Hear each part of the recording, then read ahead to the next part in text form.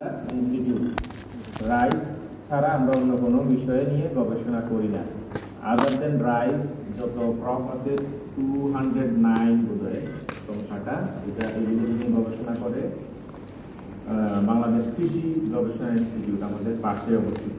এছাড়া cotton research আছে, তারপরে আপনার অন্যান্য বিষয়গুলোর জন্য আলাদা আলাদা রিসার্চ ইনস্টিটিউট আছে, সুগার ক্যান রিসার্চ আছে। তো ধান নিয়ে কেন গবেষণা করতে হবে, প্রশ্নটা হচ্ছে এটা। কারণ হচ্ছে ধানটা শুধু আমাদের খাদ্য না, এটা আমাদের ইতিহাস, ঐতিহ্য, সংস্কৃতির অবিচ্ছেদ্য অংশ। আমরা যদি খাদ্য নিরাপত্তার কথা বলি বাংলাদেশে, সেটা ধানের নিরাপত্তা এই বোঝায়। Food security is synonymous two rice security. একদম খুবই জনপ্রিয় একটা সেন্টেন্স। ইরিতে যদি কেউ গিয়ে থাকেন, ওদের মানে মটোটাই এটা। গেট দিয়ে ঢুকতেই আপনি দেখবেন যে ওখানে লেখা আছে food security synonymous two rice security. এখন বাংলাদেশের জন্য এটা আরো বেশি গুরুত্বপূর্ণ, কেননা আমরা দুবেলা বা তিন বেলা ভাতের উপর নির্ভরশীল। অন্য অনেক দেশে একবার খায় ভাত, কিন্তু আমরা দুবার খাই। আর আরবান এরিয়ায় থাকি, তারা দুবার খায়। কিন্তু যারা গ্রামীণ জনপদে বসবাস করেন, তারা কিন্তু সকালের নাস্তাটাতেও ভাত খায়। এবং মজার বিষয় হচ্ছে কেন বলছি এই কারণে, আমাদের যে অ্যারাবল ল্যান্ড, যেগুলো কাল্টিভেবল ল্যান্ড, সেগুলোর আপনার মোটামুটি 80% জমিতেই ধান হয়, আর বাকি 20% জমিতে বা রাইসের ইন্টারক্রপ হিসেবে আমরা অন্যান্য সবজি, শাকসবজি, তারপরে অন্যান্য পালস ক্রপ, ওয়েলসিড ক্রপ এগুলো চাষ করে থাকি। ইভেন আপনি যে ভাতের প্লেটে ভাত খান, সেই প্লেটটাও যদি আপনি চিন্তা করেন, হ্যাঁ, রাউন্ড শেপ না, এরকম পাই চার্টের মতো রাউন্ড শেপ কিন্তু প্লেটটা, এবং প্লেটের ম্যাক্সিমাম অংশ জুড়ে থাকে ভাত, ডাল, অন্যান্য শাকসবজি। কিন্তু ইন্ডিয়াতে গিয়ে আমি দেখেছি ইন্ডিয়ানরা অবশ্য ভাত কম খায়, যদিও অনেক বেশি তাদের প্রোডাকশন। তারা কিন্তু এক বাটি মাঝখানে নেয়, চারপাশে কারিগুলো নেয়। হ্যাঁ, তাদের করে দিকটা আমার অন্যরকম। আর আমরা করে দিই একদম অল্প একটু কারি নেই, আর ভাত নেই অনেক বেশি। ঠিক আছে, বাটু সেই অনুযায়ী জমি বাড়ছে না। এই জমি যদি না বাড়ে, আমাদের এই যে স্বল্প সংখ্যক জমি থেকে, ক্রমহ্রাসমান জমি থেকে ক্রমবর্ধমান জনসংখ্যার খাদ্যের যোগান দিতে হবে। সেই জন্য রিসার্চ করতে হবে প্রোডাকশনটা বাড়ানোর জন্য। এই জন্য 1970 সালের 1 অক্টোবর এটি প্রতিষ্ঠিত হয় EPRI, মানে হচ্ছে east Pakistan rice research institute নামে। এবং 1971 সালের স্বাধীনতার পর এটার নাম হয় বাংলাদেশ ধান গবেষণা ইনস্টিটিউট। কৃষি মন্ত্রণালয়ের অধীনে 17টা প্রতিষ্ঠান আছে, তার মধ্যে ব্রি একটা অন্যতম প্রতিষ্ঠান। আপনারা যেখানে পড়াশোনা করেন, বিএইউতেও একটা প্রতিষ্ঠান আছে, যেমন বিনা। হ্যাঁ, এরকম মানে 17টা প্রতিষ্ঠান, এর মধ্যে ব্রি মোটামুটি প্রথম সারির একটা প্রতিষ্ঠান। ল্যাপটপ চেঞ্জ করার কারণে এটা আসলে সমস্যা হয়ে গেছে। আচ্ছা, মিশনগুলা বাংলায় লেখা ছিল, এটা এখানে দেখা যাচ্ছে না, আমি বলে দিচ্ছি। সেটা হলো 1 নাম্বার, আমাদের যেটা মিশনটা হচ্ছে টেকসই খাদ্য নিরাপত্তার জন্য ধানের উন্নত জাত ও প্রযুক্তি উদ্ভাবন করা। কি বলেছি আমি? টেকসই খাদ্য নিরাপত্তার জন্য ধানের উন্নত জাত এবং প্রযুক্তি উদ্ভাবন করা। এই ল্যাপটপটা আমার না, আমার এক কলিগের। হ্যাঁ, আমি নিয়ে আসি নাই বাসা থেকে, আরেকজনের কাছ থেকে ধার নিয়ে একটা চালাচ্ছি আর কি। হ্যাঁ, আমি বলে দিচ্ছি আর কি, এটা ফন্টটা একটু সমস্যা। আচ্ছা, এই টেকসই খাদ্য নিরাপত্তার জন্য ধানের জাত ও প্রযুক্তি উদ্ভাবন করা, এটা হলো আমাদের ভিশন। আর ভিশনটার ফুলফিল করার জন্য যে কাজগুলো আমরা করি, সেগুলোকে বলে মিশন। ঠিক আছে, মিশনটা হলো আমাদের প্রথম হলো টেকসই খাদ্য নিরাপত্তার জন্য প্রযুক্তি উদ্ভাবন, দ্বিতীয়ত হচ্ছে জলবায়ু বান্ধব প্রযুক্তি উদ্ভাবন। জলবায়ু বান্ধব প্রযুক্তি উদ্ভাবন কারণ হলো আপনার এখন কিন্তু জলবায়ু পরিবর্তন একটা একদম ইম্পর্টেন্ট ফ্যাক্টর। আপনার ধান চাষ বলেন, অন্য যে কোনো ক্রপের জন্য বলেন, আমাদের কিন্তু প্রতি বছরই জলবায়ু চেঞ্জ হচ্ছে। যখন বৃষ্টি হওয়ার কথা তখন হচ্ছে না, যখন আপনার অন্য বিশেষ সময় দেখা যাচ্ছে শীতটা দেরিতে আসতেছে, আবার তাড়াতাড়ি চলে যাচ্ছে। তো এই জন্য আমাদের কিন্তু জলবায়ুর বিষয়গুলো বিবেচনা করে নতুন জাত উদ্ভাবন করতে। আরেকটা হলো সক্ষমতা বৃদ্ধি এবং সম্প্রসারণ। এটা কি আমরা আমাদের বিজ্ঞানীদের সক্ষমতা বৃদ্ধি করি, কারণ একজন গ্রাজুয়েট হয়ে যখন এখানে বিজ্ঞানী হিসাবে জয়েন করে বা মাস্টার শেষ করে, তার কিন্তু একাডেমিক শিক্ষাটা থাকে, প্র্যাকটিক্যাল জিনিসটা থাকে না। ল্যাবে কিভাবে আপনার গবেষণা করতে হয়, হ্যাঁ, কিভাবে আপনার গানের ক্রস করতে হয়, কিভাবে একটা মেশিন আপনি ডিজাইন করতে হয়, এই বিষয়গুলো থাকে না। এখানে আসার পরে কিন্তু আমরা আবার এটাকে অ্যাডভান্স লেভেলে তাদেরকে ট্রেন আপ করে থাকি। প্রথম হয় ফাউন্ডেশন ট্রেনিং, তারপর যে বিভাগের সায়েন্টিস্ট, যেমন বায়োটেকনোলজির একজন সায়েন্টিস্টকে আমরা বায়োটেকনোলজির উচ্চতর ট্রেনিং যেখানে হয়, যে বিশ্বের যে কোনো জায়গায় সেখানে পাঠানো হয়, এবং সেখান থেকে বিশ্ব সাহিত্য MS PhD করে আসার পরে কিন্তু সে একজন দক্ষ বিজ্ঞানী হিসেবে গড়ে ওঠে। এবং এই যে আমরা ট্রেনিং গুলো নিয়ে এখানে আসলাম, আমরা কিন্তু আমাদের যে শিক্ষাটা এটাকে এখানে ধরে রাখি না, আমরা কিন্তু এটাকে ডিসেমিনেট করি থ্রু ট্রেনিং। এটা হলো আমাদের একটা ট্রেনিং ডিভিশন আছে, তারা আপনার মাঠ পর্যায়ে যারা সম্প্রসারণ কর্মী, হ্যাঁ, যারা সাবস্টেন্ট এগ্রিকালচার অফিসাররা আছে না মাঠ পর্যায়ে, তাদেরকে আমরা এখানে 1 সপ্তাহ ব্যাপী 15 দিন ব্যাপী, এবং তাদের যারা সুপারভাইজার, আমাদের যে উপজেলা কৃষি অফিসার, হ্যাঁ, বা উপজেলা এক্সটেনশন অফিসার, তাদেরকেও আমরা এখানে 15 দিন 1 মাসের ট্রেনিং দিয়ে থাকি। এটা একটু ফর্ম ব্রেক হয়েছে। আচ্ছা, এখন এই ছাড়াও আমরা কিন্তু এনজিও যারা আছে, রাইস আপনার রিলেভেন্ট যত এনজিও, সরকারি বেসরকারি প্রতিষ্ঠানের বিজ্ঞানী কর্মকর্তা, তাদেরকেও আমরা ট্রেন আপ করে থাকি। আমাদের অর্গানোগ্রামে আমার ডিরেক্টর জেনারেল হচ্ছেন আমাদের চিফ এক্সিকিউটিভ প্রফেসর, তার আন্ডারে 2 জন ডিরেক্টর কাজ করেন, ডিরেক্টর রিসার্চ এবং অ্যাডমিনিস্ট্রেশন। ডিরেক্টর রিসার্চের আন্ডারে আমাদের একজন উচ্চশিক্ষা গবেষণা সমন্বয়কারী রয়েছেন, এটা বোধহয় বিশ্ববিদ্যালয়গুলোতেও আছে, বিএমটা আছে কিনা জানি না, সেরকম কৃষি বিশ্ববিদ্যালয় একজন আছেন উচ্চশিক্ষা গবেষণা সমন্বয়কারী। তারপরে আছে হলো 19টা রিসার্চ ডিভিশন, যেমন ইউনিভার্সিটিতে যেরকম আছে agronomy, soil science, entomology, pathology, এইভাবে এখানেও এরকম ডিভিশন রয়েছে। তারপরে আমাদের প্ল্যানিং ইভ্যালুয়েশন আছে, 11টা রিজিওনাল স্টেশন পুরনো আছে, আমাদের নতুন 6টা রিজিওনাল স্টেশন গত বছরের জুলাই থেকে কাজ শুরু করেছে, এবং 6টা স্যাটেলাইট স্টেশন আমাদের কাজ শুরু করেছে। এর মধ্যে একটা স্যাটেলাইট স্টেশন কিন্তু আপনাদের খুব সন্নিকটে, আপনাদের প্রতিবেশী ময়মনসিংহে কিন্তু একটা স্যাটেলাইট স্টেশন আছে, আপনারা কেউ জানেন কিনা জানি না। বিইউতে যাওয়ার আগে আসপাদা নাকি একটা এনজিও আছে, তার পাশেই তার প্রতিষ্ঠান। আচ্ছা, এরপরে এটা হলো আমাদের লোকেশন গুলা কোথায় কোথায় আছে, 19টা রিজিওনাল 17টা রিজিওনাল স্টেশন এবং আমাদের 6টা স্যাটেলাইট স্টেশনের লোকেশন গুলো দেওয়া আছে এখানে। আমাদের টোটাল সায়েন্টিস্ট হলো 308 জন, আর সাপোর্ট স্টাফ হলো 478 জন, টোটাল স্টাফ হলো 786 জন। এখানে আমাদের এই 19টা বিভাগ কিভাবে কাজ করে সেটা এখানে দেখানো আছে। আমাদের 8টা প্রোগ্রাম এরিয়া আছে, গ্রুপ ওয়াইজ কাজ করে, কোনো ডিভিশন ইন্ডিভিজুয়াল কাজ করে না। আপনি দেখেন ভ্যারাইটাল ডেভেলপমেন্ট যেটা জাত উন্নয়নে কাজ করে, কারা plant breeding, biotechnology, genetic resources and seed, hybrid rice, grain quality and nutrition division. এই 5টা বিভাগ কাজ করে হলো প্ল্যান্ট মানে জাত উন্নয়নে। তারপরে হলো ক্রপ সয়েল ওয়াটার ম্যানেজমেন্ট, এরা হচ্ছে অ্যাগ্রোনমিক ম্যানেজমেন্ট, সয়েল ম্যানেজমেন্ট, ইরিগেশন এবং ফিজিওলজি, ধানের যে শারীরতত্ত্ব, এই গবেষণাগুলো করে থাকে। পেস্ট ম্যানেজমেন্টের আন্ডারে 2টা ডিভিশন কাজ করে, প্যাথোলজি এবং এন্টোমোলজি। আচ্ছা, ফার্মিং সিস্টেম রিসার্চের কাজ কি? ফার্মিং সিস্টেমের রিসার্চের কাজ হলো আপনার এই পিস অফ ল্যান্ডকে কিভাবে হাই প্রোডাক্টিভ করা যায়। 1টা 2টা বা 3টা ক্রপ আমরা যখন করি, 2টা রাইস করলে আরেকটা নন রাইস করে আমরা যেন প্রোডাক্টিভিটি বাড়াতে পারি, ঠিক আছে? এটাকে আমরা এই কাজগুলো করে হলো আমাদের rice farming system. Socio economic policy যেটা, সেটা হলো এর মধ্যে economics, statistics and farm management, এরা কাজ করে হলো ধানের যে লাভালাভের যে হিসাব, এই বিষয়গুলো নিয়ে কাজ করে। আপনার যদি কোনো ক্রপ, আপনার কোনো ধান যদি লাভজনক না হয়, সেটা কিন্তু কৃষক করতে চায় না।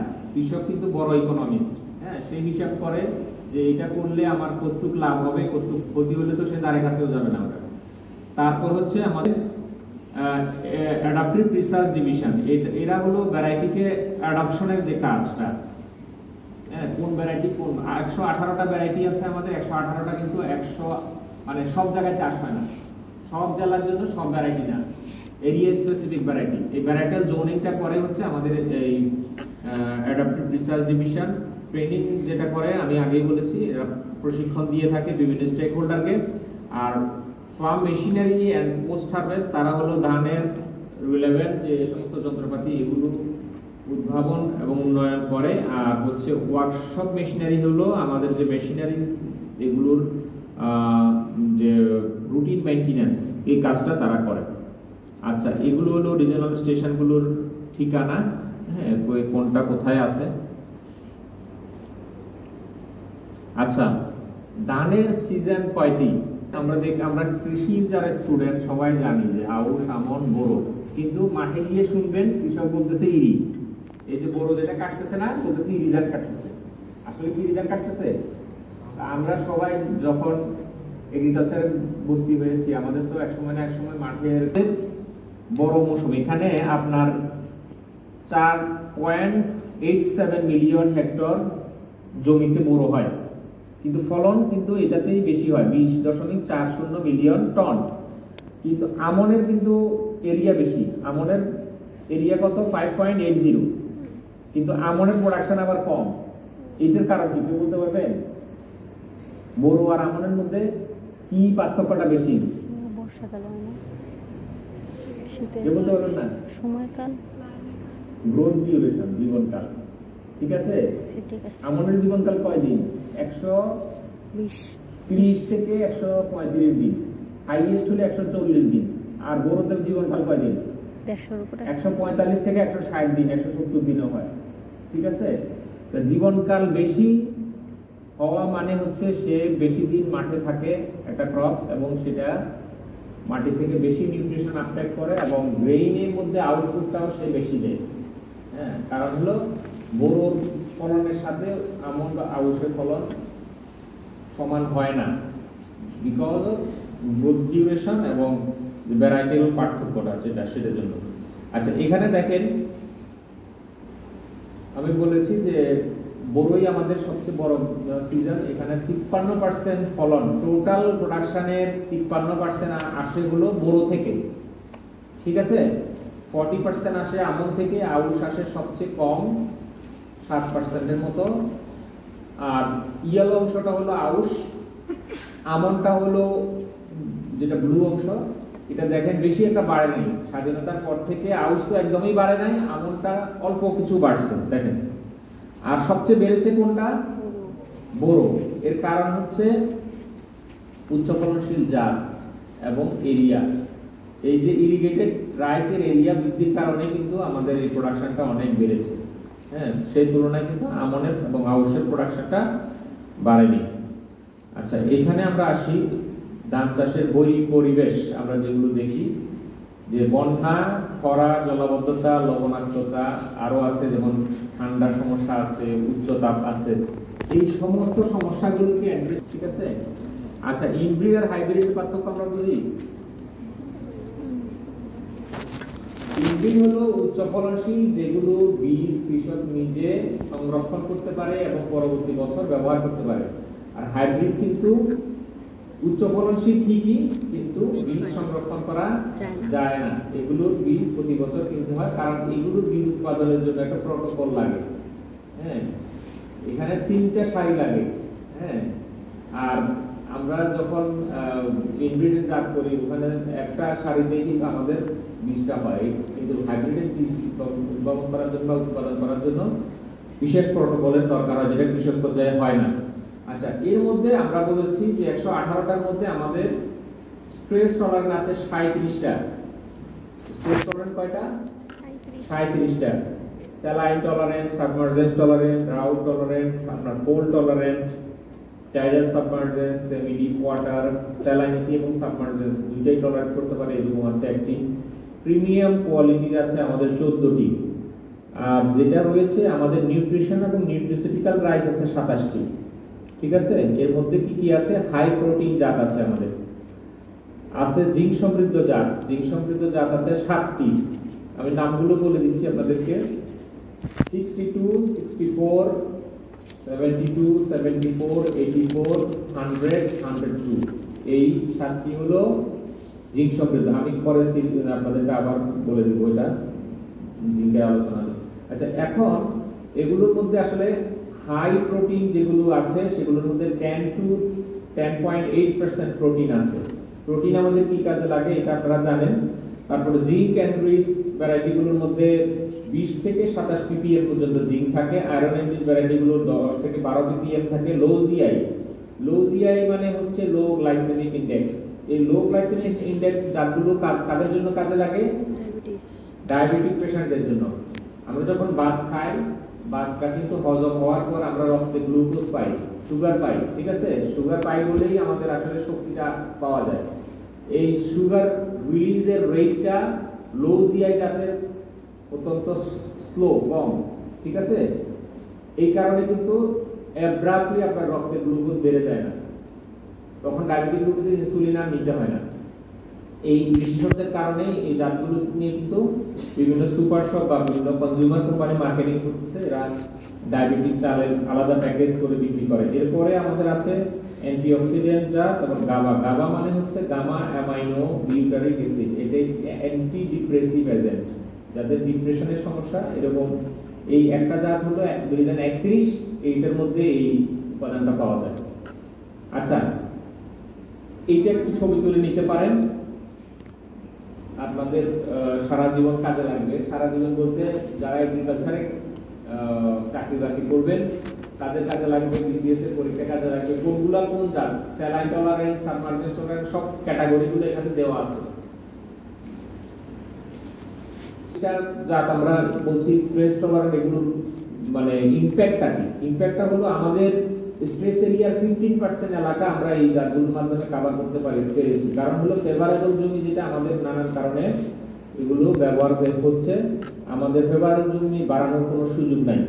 সুতরাং আমাদেরকে চ্যালেঞ্জ এরিয়াগুলোতে খরা এলাকা, লবণাক্ত এলাকা, আমাদের যে জলাবদ্ধ এলাকা, এগুলো থেকে ধান চাষ সম্প্রসারণ করতে হচ্ছে। তো আমরা মোটামুটি সল্ট এলাকার 35 ভাগ, সাবমার্জ এলাকার 26 ভাগ এবং ড্রাউট এলাকার 12 ভাগ আমরা চাষাবাদের আওতায় আনতে পেরেছি। এবং এখান থেকে আমাদের প্রায় প্রতি বছর 4.0 মিলিয়ন টন, 40 লাখ টন চাল আমাদের খাদ্য ভাণ্ডারে যুক্ত হচ্ছে। তো আমাদের টার্গেট হচ্ছে এই 35, 26 এবং 12কে আরো বাড়ানোর পরিমাণে। এবং অন এভারেজ যদি আমরা বলি 15% আমরা চ্যালেঞ্জ এরিয়া এখন পর্যন্ত চাষাবাদের আওতায় আনতে পেরেছি। এটাকে যদি আমরা 20%, 30%, 50% করতে পারি, আমাদের প্রোডাকশনটা আরো বাড়বে। আচ্ছা, এখানে একটা টিপিক্যাল ল্যান্ড দেওয়া আছে, যেটা হলো স্যালাইন। এই স্যালাইন জমিতে দেখেন দুটো জাত, একটা হলো ব্রিদান 28, খুবই জনপ্রিয় জাত, কিন্তু স্যালাইন সেনসিটিভ, স্যালাইন জমিতে হয় না। আর একটা হলো ব্রিদান 47, স্যালাইন টলারেন্ট, ঠিক আছে? এটা কিন্তু সুন্দর, ঠিকই আছে, একই জমি, কিন্তু এটা কিন্তু ভ্যানিশ হয়ে গেছে। তাহলে মেসেজটা কি এখান থেকে? মেসেজটা হলো যেই জমিতে যেই কন্ডিশন, সেই কন্ডিশনের টিকে থাকতে পারে সেই জাতটা সাজেস্ট করতে হবে। একজন কৃষি অফিসার হিসেবে এই বিষয়টা কিন্তু খুবই গুরুত্বপূর্ণ। একজন সাবস্টেইন এগ্রিকালচার অফিসারের জন্য এটা খুবই গুরুত্বপূর্ণ। যদি কোনো কারণে সে স্যালাইন জমিতে নন স্যালাইন একটা জাত সাজেস্ট করে ফেলে, তাহলে এই কৃষকের যে লস হবে সারা জীবন, সে কিন্তু কৃষি ডিপার্টমেন্টকে দোষারোপ করবে। আচ্ছা, এখানে স্যালাইন টলারেন্ট আরো কটা জাতের ছবি এখানে দেওয়া আছে। আগে আমরা বলতাম যে স্যালাইন এলাকায় 6 টন হইলেই আমাদের ইনাফ, কিন্তু আমরা এখন আরো একটু বেশি ফলন আশা করছি। আমরা 9 টনের ভ্যারাইটি স্যালাইন এলাকার জন্য তৈরি করার চেষ্টা করছি। এটা হলো সাবমার্জ একটা জমি। দেখেন, যদি 2 সপ্তাহ পানি আসার পরে 2 সপ্তাহ পানি জমে যায়, হ্যাঁ, সেখানে কিন্তু বিধান 11 যেটা, সেটা কিন্তু মরে গেছে, আর 52 যেটা, এটা কিন্তু টিকে আছে। সুতরাং মনে রাখতে হবে 51, 52, 79 এবং 106। আমি কি বলেছি? 51, 52, বিধান 79, 106, এই চারটা হলো সাবমার্জ টলারেন্ট জাত। 2 সপ্তাহ 3 সপ্তাহ পর্যন্ত পানিকে টলারেট করতে পারে। কোনো কারণে যদি পাতাগুলো পচেও যায়, পানিটা যখন চলে যায়, এটা কিন্তু রিজুভিনেট করে, নতুন করে গজায়। আচ্ছা, এরপরে আসেন খরা। আমাদের খরা সহনশীল জাত আছে 4টা, আমি নামগুলো বলে দিই। ব্রিদান 56, ব্রিদান 57, ব্রিদান 66 এবং ব্রিদান 71। 71টাকে মনে রাখবেন, 71 এর 71-এ আমরা যুদ্ধ করেছি স্বাধীনতার জন্য, আর 71 যুদ্ধ করে খরার বিরুদ্ধে, ঠিক আছে? এভাবে মনে রাখা সহজ। তাহলে একটা যদি খরা সহনশীল জাতের কথা আমাদেরকে জিজ্ঞাসা করে, আপনারা বলতে পারবেন যে ব্রিদান 71। আচ্ছা, মঙ্গার কথা আপনারা শুনেছেন না? মঙ্গা কোন অঞ্চলে হয়? উত্তরাঞ্চলে। এখন কিন্তু আর শোনা যায় না। শোনা যায় না কেন জানেন? এই যে এখানে বাংলাটা দেখা যাচ্ছে না। আচ্ছা, এনিওয়ে এখানে বলা আছে মৃদা 33 ভুট্টা বা আরেকটা ক্রপ, তিনটা ক্রপ আমরা যদি পটেটো এবং মানে মেইজ এইভাবে দেওয়া আছে আর কি, ধান, পটেটো, মেইজ। মানে হচ্ছে এই 33 ধানটা কিন্তু একদম শর্ট ডিউরেশন, 100 দিনের। তাহলে 365 দিনের 100 দিন আমরা একটা ধান করলাম, আর কত দিন থাকে? 265 দিন থাকে না? তাহলে আমি তো এখানে আরো দুইটা ক্রপ, মিনিমাম দুইটা ক্রপ আমি যোগ করতে পারি। কিন্তু আগে উত্তরাঞ্চলের কৃষক করতো কি, একটা ক্রপ করতো সারা বছরে, একটা ক্রপ করে বাকি সময় জমি ফেলে রাখতো। তাহলে কি ফেলে রাখলে কি আমার ইনকাম আসবে? আসবে তো না। তাহলে আমাকে চেষ্টা করতে হবে ওই জমিটাকে 3 বার 4 বার যতবার আমি ব্যবহার করতে পারি ততবার চেষ্টা করা। এই বুদ্ধিটা শিখিয়ে দিয়েছেন আমাদের ডক্টর মজিদ নামে একজন বিজ্ঞানী। উনি 1920 সালে কিন্তু 2020 সালে এই উদ্ভাবনের জন্য উনি স্বাধীনতা পুরস্কার পেয়েছেন। আচ্ছা, সাম্প্রতিক আমাদের যে জাতগুলো রিলিজ হয়েছে সেটা হলো মৃদান 109। হ্যাঁ, এটার yield potential 6 ton per hectare, আমাদের একটা জাত। এবং এটা টাইডাল সাবমার্জেন্স টলারেট করতে পারে। টাইডাল সাবমার্জেন্স, এই যে পানিতে কমপ্লিট ডুবে গেছে, ঠিক আছে, ডুবে যাওয়ার পরেও কিন্তু এরকম ফলন হয়েছে। আচ্ছা, এরপরে আছে ফ্লাড এবং স্যালাইনিটি, দুইটাকেই টলারেট করতে পারে। এরকম আপনাদের মতোই ক্যাডেট কলেজের একটা টিম আসছিল, মির্জাপুর ক্যাডেট কলেজে বলে। হ্যাঁ, এই ধানটা আগে অনেক চাষ হতো, চামারা, লক্ষ্মী দিঘা, হিজল দিঘা, এই জাতগুলো হলো জলিয়া মনের জাত।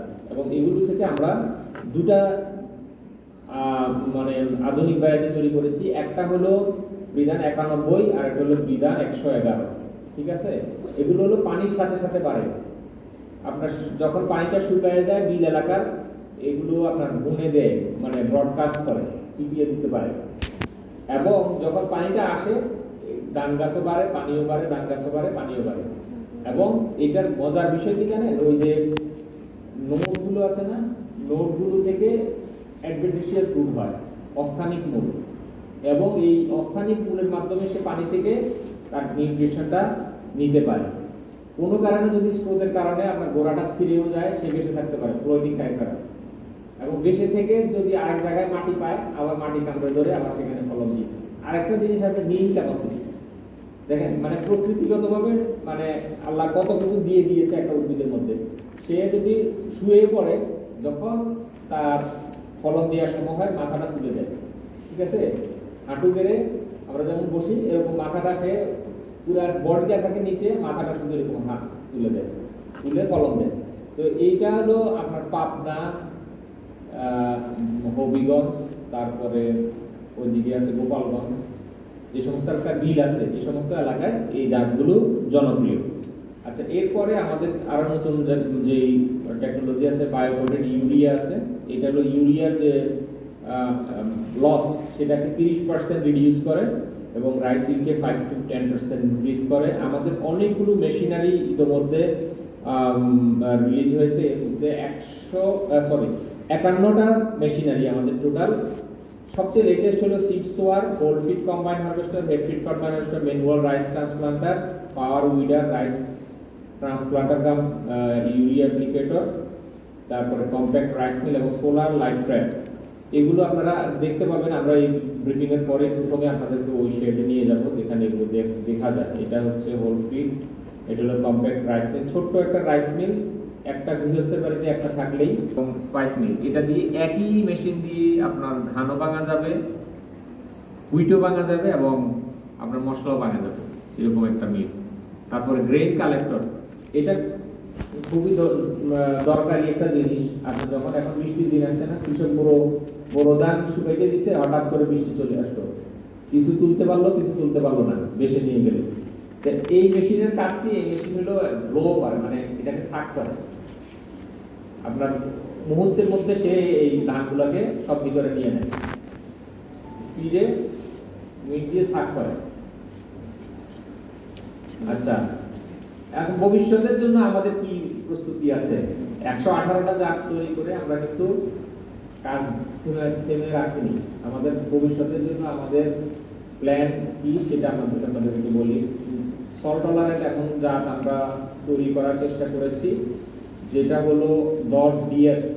এখন আপনার 6 ডিএস দেখিয়েছি, এখন 10 ডিএস পর্যন্ত স্যালারিটি টলারেট করতে পারে এরকম জাত আমরা তৈরি করার চেষ্টা করছি, যেটা রিলিজ হলে 112 নাম্বার হবে। 113 নাম্বার যে ভ্যারাইটিটা আমরা আনার চেষ্টা করেছি সেটা হচ্ছে ফেভারেবল বোরো। অনেকেই বলে যে 28-30 এর পরে তো এত ভালো জাত আর আসে নাই। হ্যাঁ, আসছে কিন্তু 28-30 এর পরে 89, 102, 107 এই জাতগুলো বোরোর জন্য খুবই ভালো জাত। তারপরেও আমরা আমাদের কাজ চালিয়ে যাচ্ছি, এরপরে আসবে 113। ব্লাস্ট একটা মানে দানের মারাত্মক রোগ, আপনারা জানেন। এই ব্লাস্ট টলারেন্ট জাত আমরা তৈরি করার চেষ্টা করেছি, সেটা হচ্ছে বিলদান 114। একটা জাত উদ্ভাবন করতে আপনার 14 থেকে 15 বছর, ইভেন 16 বছরও সময় লাগে যায়। প্রথম যে F1 হয়, তারপরে F2, F3, F4 এইভাবে আস্তে আস্তে 15-16 এ গিয়ে একটা ভ্যারাইটি লাইন স্টেবল হয়। এই যে সাইকেলটা লম্বা সময় ধরে চলে, এটার জন্য কিন্তু খরচ, মানুষের সময়, শ্রম অনেক যায়। এটাকে শর্টেন করার জন্য ব্রিজ এখন ট্রান্সফর্মিং রাইস ব্রিডিং বা স্পিড ব্রিডিং নামে একটা জিনিস চালু করেছে, যেখানে হলো এই সাইকেলগুলোকে শর্টেন করে নিয়ে আসা যায়। হ্যাঁ, এটা ইউনিভার্সিটিতে কাজ হয়। আর একটা আমরা নিয়ে আসার চেষ্টা করছি 28-এর, এটা হলো 8.5 টন পার হেক্টর ফলন দিতে পারে, যেটার গ্রোথ ডিউরেশনও কমে আসবে 135 থেকে 138 দিন। হ্যাঁ, বড় সিজনে আমরা বলি যে 140 দিনের নিচে কোনো ভ্যারাইটি নেই। যদি এটা হয় তাহলে আমরা 40 দিনের নিচের ভ্যারাইটি পাবো, তাহলে আমরা নতুন একটা বা দুটা ক্রপকে আমরা ফিল্ডে জায়গা করে দিতে পারবো। আচ্ছা, আমাদের হাইব্রিডের লাইন অনেকগুলো আছে, যেগুলো 12-13 টন পর্যন্ত ফলন দিতে পারে। আমাদের ব্ল্যাক রাইসের কিছু জাত আমরা এখানে গবেষণা করছি, যেগুলো থেকে ব্ল্যাক রাইসের যেহেতু একটু চাহিদা আছে, এটাও আমরা মিট আপ করতে পারবো। তারপরে basmati type, not basmati, basmati India এবং পাকিস্তানের একটা ভ্যারাইটি, এটার মতো আমরা রাইস আনার চেষ্টা করছি, সেটা এক্সট্রা লং সিলিন্ডার রাইস। এটা আমাদের রিজিওনাল স্টেশন রংপুর এটি করছে। আচ্ছা, আমাদের এগুলো বললাম একদম লেটেস্ট যেগুলোর কথা। একটু পিছনে ফিরে তাকাই, কোন জাতগুলো আমাদের খাদ্য নিরাপত্তায় বেশি অবদান রেখেছে। এটা হলো বিধান BR11। আচ্ছা, বিআর আর বি আগে বলা হতো BR11, এখন বলে বিধান 11, বিধান 61, 62 এরকম। এই পার্থক্য কেন কেউ বলতে পারবেন? এটা কিন্তু বাইরেতে জিজ্ঞেস করতে পারে। আগে বলা হতো 26 পর্যন্ত বিআর ছিল। হ্যাঁ, কারণ কি জানেন? বাংলাদেশ বিআর মানে হলো বাংলাদেশ রাইস। যখন এই নামকরণ ছিল তখন ব্রিজ ছাড়া অন্য কেউ রাইস নিয়ে গবেষণা করতো না, বুঝা গেল? এরপরে যখন আপনাদের BAU রাইস রিসার্চ করা শুরু করলো, বিনা রাইস রিসার্চ করা শুরু করলো, তারপরে আমাদের রাজশাহী ইউনিভার্সিটিও রাইসের একটা দুটা বিভিন্ন বেসরকারি প্রতিষ্ঠান রাইসের রিসার্চ করলো। এখন নামকরণ নিয়ে জটিলতা তৈরি হয়ে গেল। বিআর দিলে তো এখন বোঝা যাবে না কোনটা কোন প্রতিষ্ঠানের রাইস। এই জন্য এটা নামকরণটা হয়ে গেল বিআর থেকে প্রতিষ্ঠানের নাম ব্রি বা বিনা, তারপরে ধান বা অন্য যেটা পাট হলে পাট, তারপরে অন্য ক্রপের নাম যেটা হয় সেটা, তারপরে নাম্বার। এইভাবে নামকরণটা এনএসবি মানে ন্যাশনাল সিড বোর্ড ঠিক করে দিয়েছে। আচ্ছা, তো প্রথমে ছিল BR11, এটা হলো মুক্তা, এটা আমাদের একটা জনপ্রিয় জাত ছিল। তারপর 94 সালে আসলো 28-29, বোরোর সবচেয়ে জনপ্রিয় জাত, এখনো কিন্তু মাঠে ফলন হয়। কিন্তু এই দুটা জাতের এখন কিন্তু অনেক দিন হয়ে যাওয়ার কারণে রোগের প্রতি সাসেপ্টেবিলিটি তৈরি হয়েছে। এখন আমরা এগুলো নিরুৎসাহিত করি, আমরা বীজও বিতরণ করি না। এরপরে যেগুলো আসছে মিড ফেজে, সেগুলো হলো 48, 49, 50 এবং 67, এগুলো অনেকদিন ধরে মাঠে হয়েছে। এরপরে থার্ড ফেজে যেগুলো আসছে, থার্ড ফেজ এখন যেগুলো চলছে মাঠে, মানে বাটফোন আর কি। আমরা প্রথমে কি করতাম? বাটন ফোন ইউজ করতাম না? প্রথম যখন ফোন আসে বাটন ফোন 6.5 টনের বেশি ফলন দিয়ে থাকে, যেটা একসময় বড়তেও হতো না। ঠিক আছে, আমনে এই অল্প সময়ে কিন্তু 6 টনের বেশি ফলন দেওয়া জাত কথা নয়। আবার এই লেটেস্ট যেগুলো বড় ভ্যারাইটি, আগে বড় স্ট্যান্ডার্ড ছিল 6.5 টন 7 টন, এখন বড় স্ট্যান্ডার্ড হচ্ছে 8 টন 9 টন, ইভেন 10 টনেরও আমরা ভ্যারাইটির কথা বলছি। এই জন্যই নতুন ভ্যারাইটিগুলো আমরা মাঠে ডিসেমিনেট করতেছি এবং এগুলোকে প্রমোট করছি। আর 98 হলো একটা আউশের জাত, এটাই হলো সবচেয়ে লেটেস্ট, এটাও বিঘায় আপনার 25 মণ পর্যন্ত ফলন দিয়ে থাকে। আচ্ছা, আমাদের রোগ প্রতিরোধী জাত একটা আছে, সেটা হলো বিধান 101। কোন রোগের প্রতিরোধী? এটা ব্যাকটেরিয়া জনিত পোড়া রোগ, বিএলবি প্রতিরোধী। জিঙ্ক সমৃদ্ধ জাত আমি 7টার কথা বলেছি, এটা হলো সবচেয়ে লেটেস্ট বড় মৌসুমের জাত এবং ফলন দেখেন 8.1 টন পার হেক্টর। আমনের 103 এর কথা আমি অলরেডি বলেছি, এটার ফলন 6.2 থেকে ইভেন যদি আপনি উপযুক্ত পরিচর্যা দিতে পারেন 8 টনও হতে পারে। 104 বাসমতির মতো একটা জাত যেটাতে সুগন্ধ রয়েছে, ফলনও অনেক বেশি 7.29। সুগন্ধি দানে 7.5 টনের মতো ফলন হয় এরকম জাত কিন্তু 104 এর আগে কেউ উদ্ভাবন করেনি। আচ্ছা, এরপরে 105 হলো ডায়াবেটিক রাইস, যেটার ফলন 7.5 টনের মতো। লোজিয়াই রাইস, এটা হলো 108 106, এটা হলো আপনার এই আমি বলেছি 4টা সাবমার্স টলারেন্ট জাত, 51, 52, 79, 106। আচ্ছা, 107 হলো প্রিমিয়াম কোয়ালিটি প্রোটিন সমৃদ্ধ জাত। 108 হলো জিরা টাইপ জাত, যেটা এই বছর বড়দের বেশ ভালো ফলন দিয়েছে। আচ্ছা, নতুন জাতগুলো আমি এখানে দেখিয়েছি সবগুলা, এখন দেখাই আপনাকে। আচ্ছা, এইখানে দেখেন ইনব্রিড জাত 11.76 টন ফলন দিয়েছে, এরকম লাইন আমাদের কাছে আছে। ইনব্রিড জাত প্রায় 12 টন ফলন হয়েছে, এরকম লাইন হয়েছে। কেমন হয়েছে দেখেন, এই যে ছড়াটা দেখতেছেন না, স্কেলে মেপে দেখানো আছে 12 ইঞ্চি কিন্তু একটা ছড়ার দৈর্ঘ্য। এবং পুষ্ট দানা কয়টা আছে? কেউ কি দানের ছড়া একটা হাতে নিয়ে কোনোদিন গুনে দেখেছেন? বা আনুমানিক বলতে পারবেন কয়টা মানে ফিল গ্রেন থাকে একটা ছড়ার মধ্যে? একদম হাইব্রিড যেটা ভালো জাত। আচ্ছা, আমি বলেছি এটা হলো ধরেন যে আপনার 250 থেকে 270টা পর্যন্ত হতে পারে একদম ভালো যদি জাত হয়। কিন্তু এখন আমাদের যে অ্যাডভান্স লাইন আছে আমাদের কাছে, এটার 850টার মতো দানা, পুষ্ট দানা, অলমোস্ট 3 টাইম হাইয়ার। তার মানে এই জাতটা এখন আছে কোথায়? F8 জেনারেশনে। F8 মানে আরো 4 বছরের মতো এটা নার্সিং করতে হবে। তো এই জাতটা কিন্তু যদি আমরা রিলিজ করতে পারি ভবিষ্যতে, আমাদের ফলনে বৈপ্লবিক পরিবর্তন আসবে। আচ্ছা, আমরা দ্রুত যাই। এটা হলো হিল এরিয়ার জন্য আমাদের অনেকগুলো জাত আছে। হিলিও কিন্তু ধান হয় জুমের মধ্যে। দেখেন এখানে এই যে পাহাড়ের উপরে ধানের ছবি দেখানো আছে, চুকুর পাতা, তার মাঝখানে ধান। হ্যাঁ, এখানে দেখেন পাট গাছে বা মেজের পাতা মাঝখানে ধান, একদম পাহাড়ের উপরে। এখানে আর আগে ওরা চাষ করতো তাদের লোকাল ভ্যারাইটি গুলো, আমরা এখন উচ্চ ফলনশীল 83 এবং 43 এই জাতগুলো ওদেরকে দিচ্ছি।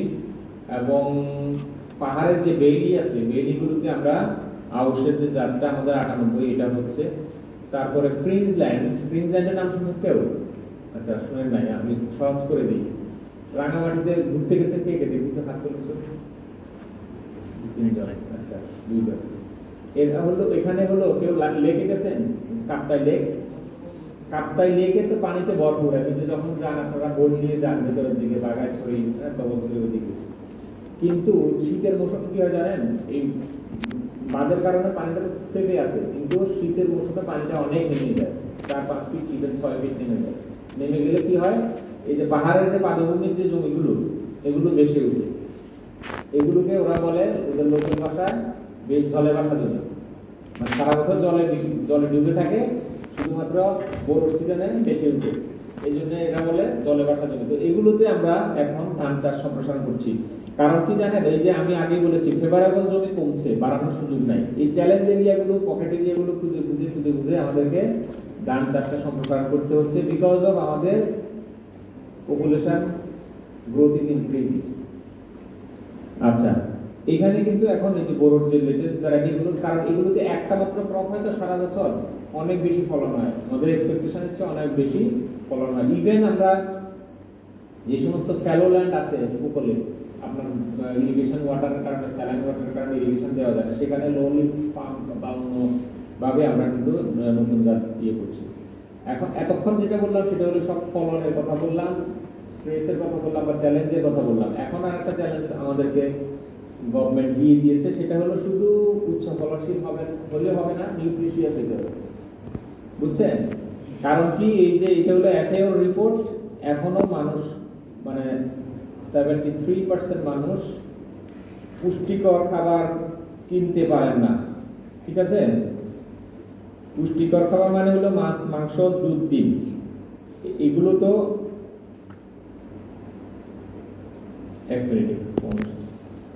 কিনতে পারে না। বিশেষ করে আমাদের গ্রামীণ জনগোষ্ঠী তো একদমই পারে না। তো এখানে দেখেন ধানের মধ্যে বা চালের মধ্যে কিভাবে প্রোটিন, আয়রন এই বিষয়গুলো অ্যাড করা যায় সেই বিষয় নিয়ে আমাদের বিজ্ঞানীরা গবেষণা করছে।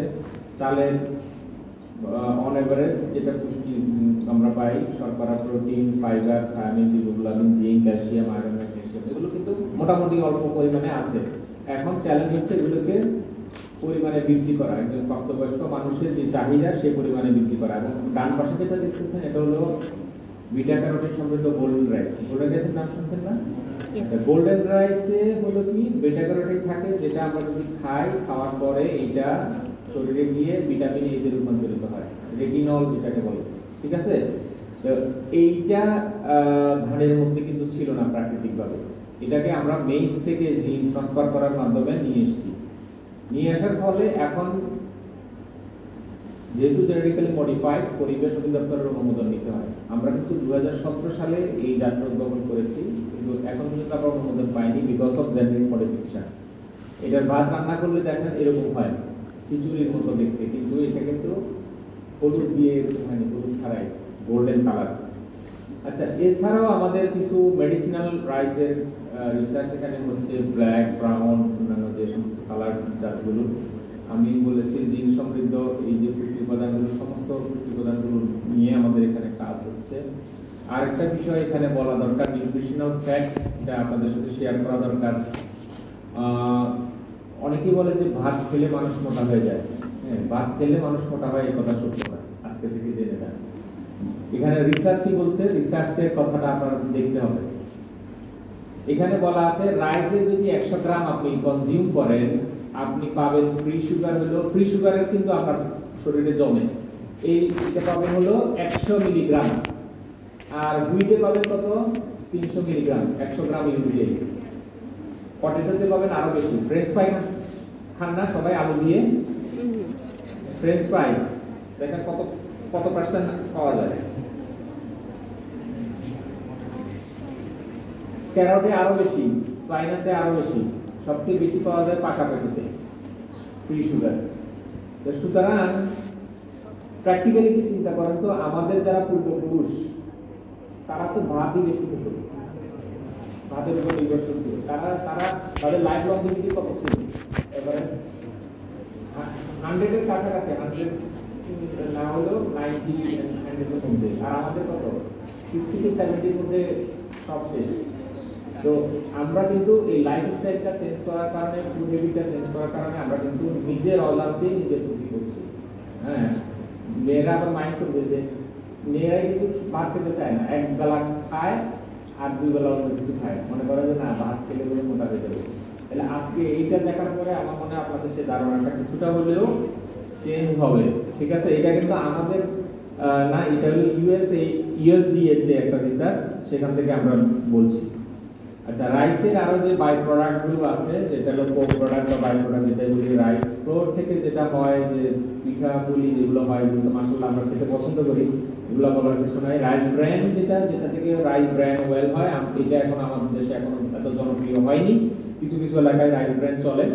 রাইস সিরাপ আছে, যেটা হলো বিদেশে অনেক প্রচলিত। আমরা কিন্তু জিঙ্ক সিরাপের বদলে রাইস সিরাপটা আমরা বাচ্চাদেরকে খাওয়াতে পারি, তাহলে তাদের গ্রোথটা ভালো হবে। রাইস ব্র্যান ওয়েল, এই যে এটা যেটা বলেছি, সেটা থেকে হলো আপনার গামা অরাইজেনল থাকে, যেটা আপনার সামুদ্রিক মাছে পাওয়া যায়। ওমেগা 3 ফ্যাটি অ্যাসিডের কথা শুনছি না আমরা, এটা কিন্তু এই ব্র্যান ওয়েলে পাওয়া যায়। আচ্ছা, ধানের জাতের বিবর্তন হয়েছে, আমাদের রুচি এবং চাহিদার কারণে। আমরা আগে মোটা কাপড় মোটা চালে অভ্যস্ত ছিলাম, এখন কিন্তু আমরা মোটা চালের ভাত রিক্সাওয়ালাও খাবে না, ঠিক আছে?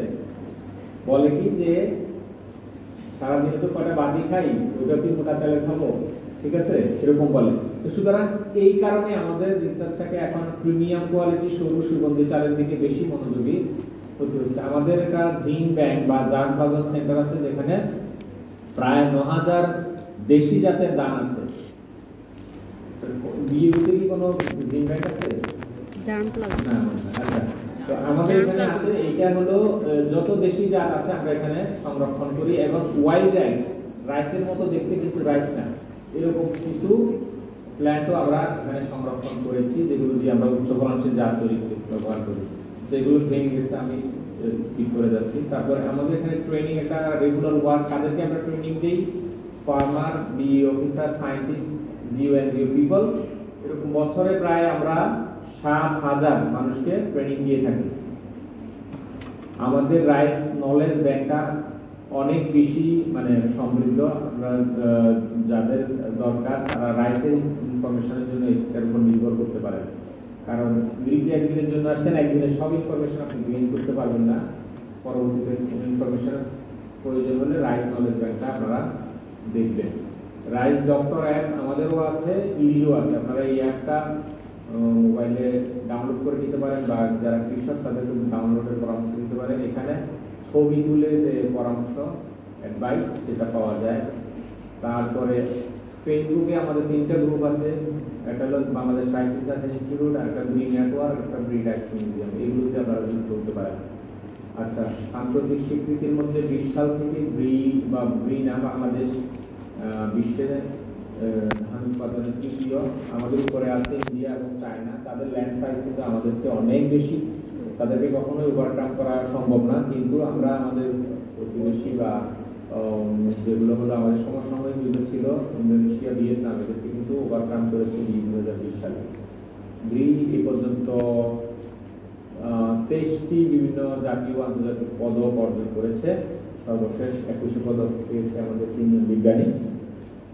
আমাদের জাতগুলো শুধু আমরা চাষ করি না, আমরা ইউএন মিশন যে সমস্ত আর্মিরা কাজ করে তাদের মাধ্যমে আমরা ওই সমস্ত দেশে ডিসট্রিবিউট করি। কিছু অবকাঠামো, এটা হলো সেন্ট্রাল ল্যাবরেটরি, আমাদের একটা সেন্ট্রাল ল্যাব আছে যেটা আইএসও সনদ পাওয়ার জন্য আমরা অলরেডি আবেদন করেছি। বাংলাদেশের অ্যাক্রেডিটেড ল্যাবগুলোর মধ্যে 2-3টা রয়েছে, এর মধ্যে এটা একটা। তারপরে এটা অডিটোরিয়াম, আমাদের অডিটোরিয়াম খুবই সুন্দর, আপনারা বসে আছেন গাজীপুরের মধ্যে এত সুন্দর স্থাপনা নেই। আমাদের মসজিদটা, যারা দুপুরে নামাজ পড়তে চান যাবেন, খুবই মনোরম। বিএইউ মসজিদটাও সুন্দর, আমি নামাজ পড়েছি, কিন্তু আমাদের মসজিদটা গাজীপুরের মতো অত্যন্ত সুন্দর, গেলে মন জুড়িয়ে যায়। আচ্ছা, আমাদের রাইস মিউজিয়াম আছে, আমাদের আমাদের ছোট্ট পরিসরে আমাদের মিউজিয়াম, যদিও আমি বিএইউ মিউজিয়ামে গিয়েছি, অনেক সমৃদ্ধ। মজার বিষয় হচ্ছে এই মিউজিয়ামের পিডি ছিলাম আমি, এবং এটার ম্যাক্সিমাম কালেকশনে আমাকে আপনাদের যে বিএইউ মিউজিয়ামের একজন সহকারী পরিচালক, নামটা আমি ভুলে গেছি, উনি খুব হেল্প করেছে আমাকে এই কালেকশনের সময়। আচ্ছা, এরপরে হলো মেইন যে কলোনি, স্কুল, ল্যাবরেটরি ভবন, গ্রিন হাউস, এটা হলো জামালপুরের ভাস্কর্য। খেয়াল করেছে কিনা জানি না, আমাদের সামনে এটা রয়েছে। এখানে 2টা অংশ আছে, ল্যামা এবং পেলিয়া, দেখছেন? এবং স্ট্যামিন কয়টা আছে? 6টা।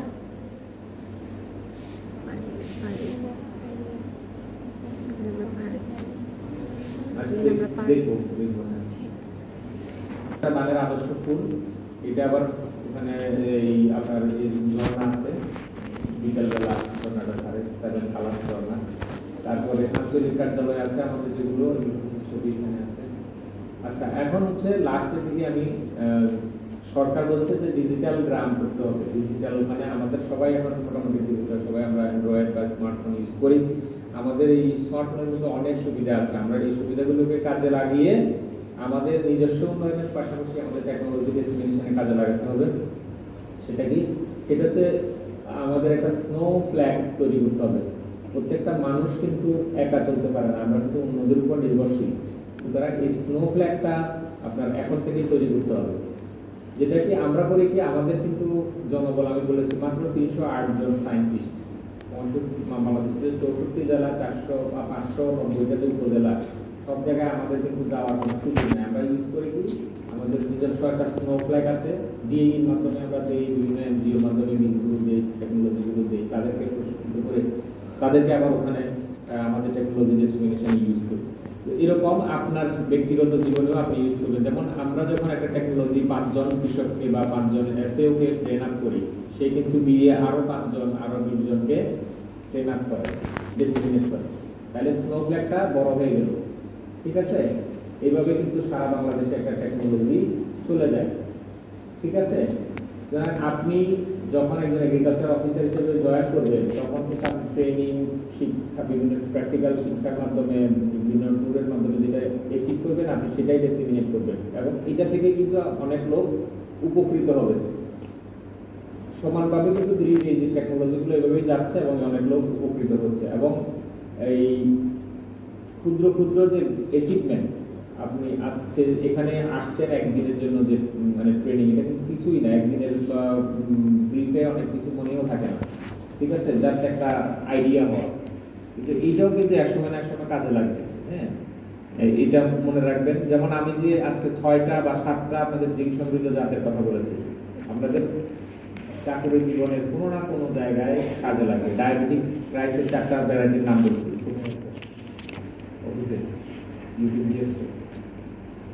তো